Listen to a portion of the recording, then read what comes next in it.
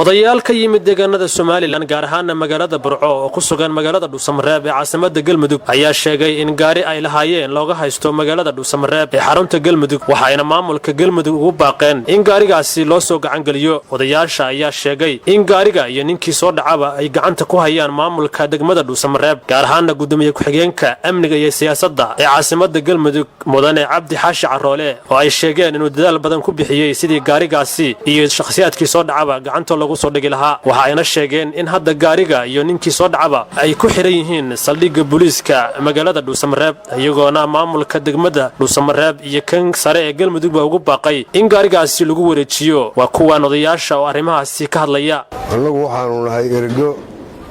ka timi Soomaaliland gaar ahaan gobolka Togdheer magaalada Burco waxaanu hadda joognaa oo aanu ka hadlaynaa magaalada Dhuusamareeb caasimadda Galmudug waxaanu u soconay hantina laga dhacay oo gaari Cabdi Bila ah gaarigaas oo u dhacay Daahir Xasan Faray ninka la yiraahdo markii aanu halkan nimi gudoomiye ku-xigeenka gobolka ayaanu u nimi hawshaas si wacan ayuu wax uga qabtay gaarigii uu soo qabtay oo laga sii iibiyay qabiil kale isagiina waa la soo xidhay xabsiga ayuu ku jiraa gaarigiina waxa haya gudoomiye Cabdi Xaashi waxaanu markaa ka codsanaynaa maamulka Galmudug ka shaqeynaya ilaa madaxweyne ku-xigeenka iyo mas'uuliyiinta kaleba waxaanu ka codsanaynaa hantidayadii in la siiyo waxa la leeyahay wax anaga deena laga xirayaa ma jirto nin iyo wixiina waxa ka dhaxeeya aragtida dadka wax kala iibsaday ee gaariga kala iibsaday iyaga isgaranaya iyaga isku guriya iyaga haysu raaceen wixii ay kala qaateen laakiin waxaanu anagu codsanaynaa in la siiyo gaariga iyagii waxaanu imika joognay 18 habeen baanu magaalada u hooyanaynay gaariga warkiisu wuxuu ku cad yahay dad badan oo mas'uuliyiina ayaa 8 bilood imika muddo imika laga joogo 2 bilood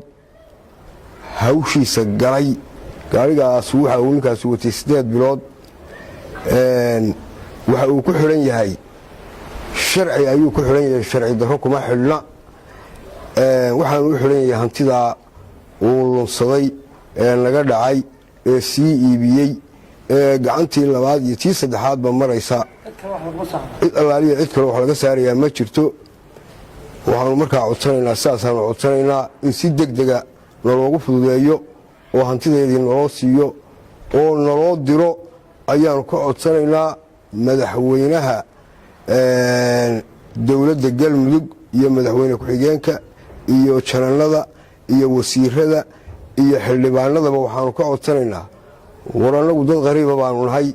dad waxoodii doonaya baanu nahay cidna ku aflagaadoon mayno cidna caay mayno cidna maagi mayno waxaanu leenahay hana la raaciyo waxa yagii ayaanu leenahay